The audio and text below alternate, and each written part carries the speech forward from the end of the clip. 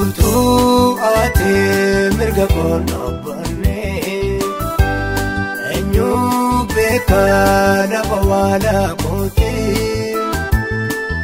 amma garuu si barbaadame kunoo dhufee ati gooftaa kooti.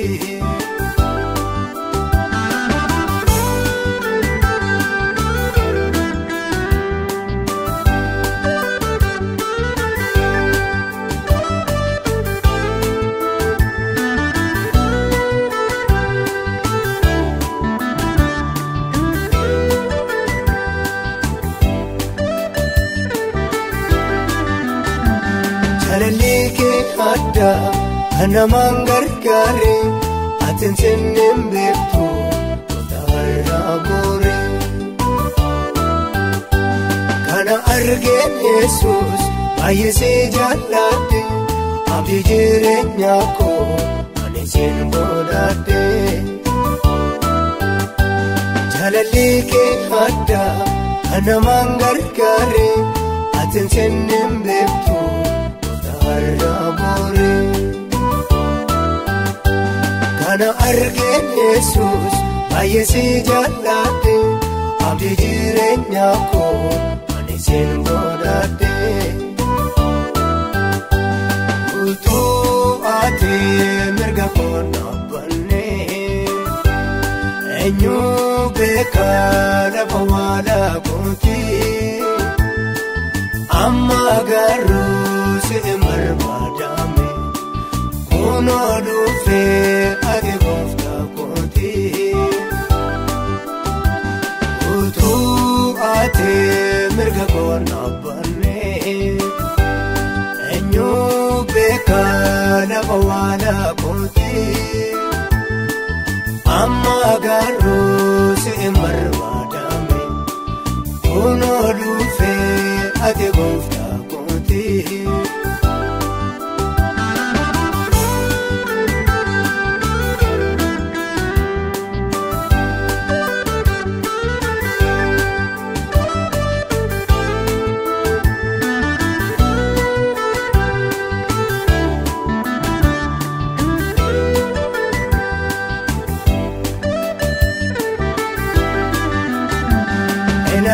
Dagadde waa'ee gochaa keeti dhungumee dubbata isi onnee kooti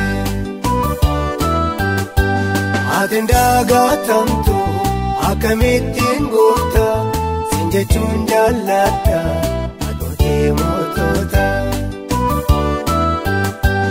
eenansi dagadde waa'ee gochaa keeti dhungumee dubbata onnee kooti atiin dagatamtu akkamittiin goota sin jechuun jaalladha adootee mootota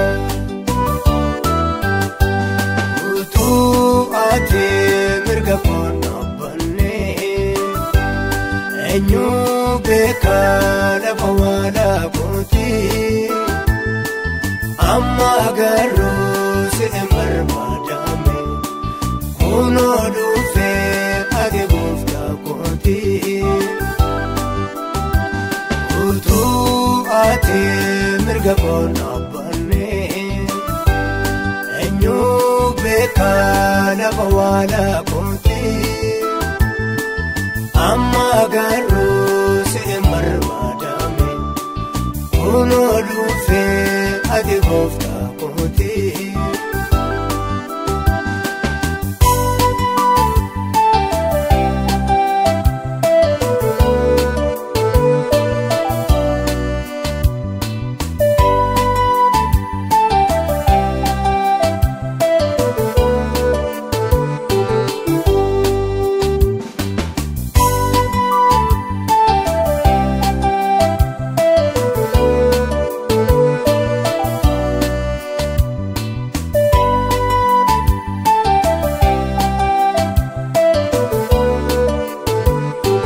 barbaadame arji lafa gubba kana kaakeen jirru ati waaqa guddaa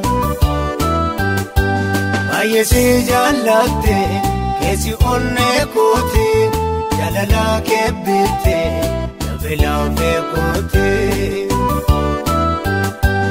utuu barbaadame afaa gubbaa kan akka keenjirru ati waaqa guddaa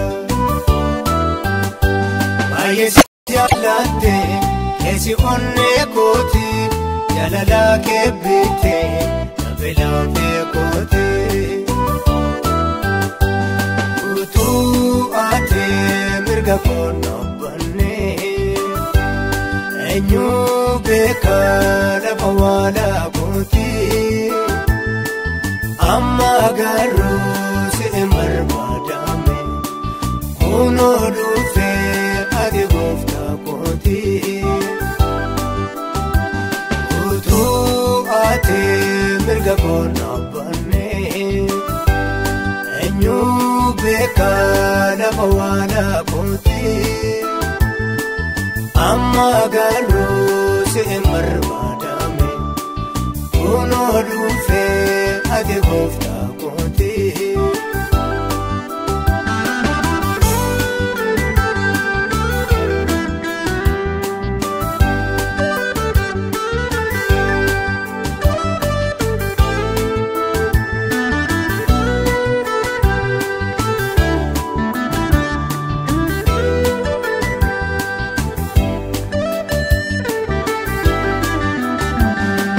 Sana marse, jireenya marsite, dinota naannoo koo irratti kakaatte.